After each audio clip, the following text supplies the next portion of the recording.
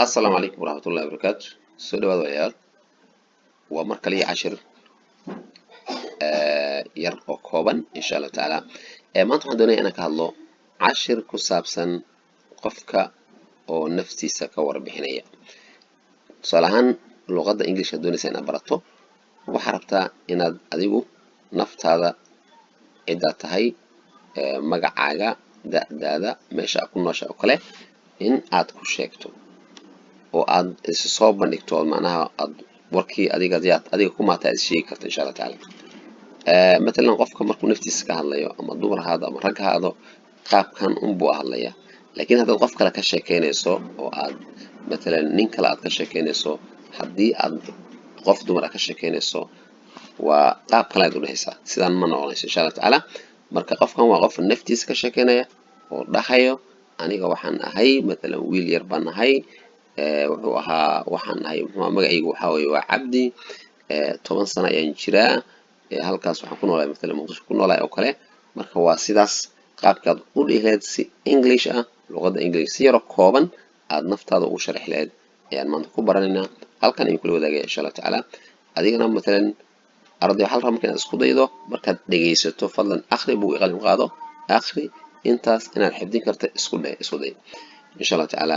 markaas waxa u malaynaysaa مثلا intaas oo kale markaad tiraahdo مثلا I'm a little boy my name is Abdi I'm 10 years old I live in Mogadishu markaad tiraahdo somebody waxa ku aqooni u malaynaa inaad luqadii taqaanid waa sax waa taqaanaa dad xifdisoo taqaanaba insha Allah taala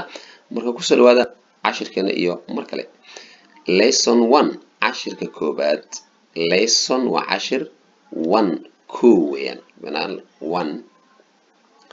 وكو lesson وعشر ويان إن شاء الله تعالى فضلا أدي الحسبتاي أخيارتا قبل وحاجة سبسكرايب ده قبل الريح أول طابع إن شاء الله 10 وحدة دونتا هديك لو نلسي جودي سوكله لايك تشير إن شاء الله تعالى كومنت سنة واحد يجينا يقولون أدب ومازتين واحد يجينا لو تصور إن شاء الله تعالى myself نفتي ده myself my وحي جوا self نفس ده myself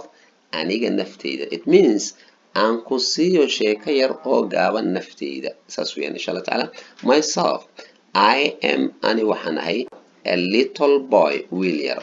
I am ani waxaan ahay a little boy wiil yar little yar boy wiil saas weeyaan my name magacayga is waxa weeye Abdi ayaa la my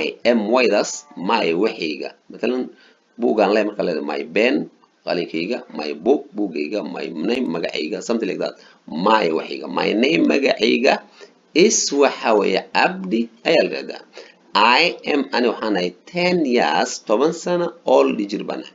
I am ani waxaan ahay 10 years sano old jir ayaan ahay I aniga live waxaan ku noolahay in gudaha Mogadisho gudaha ku noolahay I live in Mogadisho I live in Badr. I live in Garawa. I live sasalad inshallah ta'ala.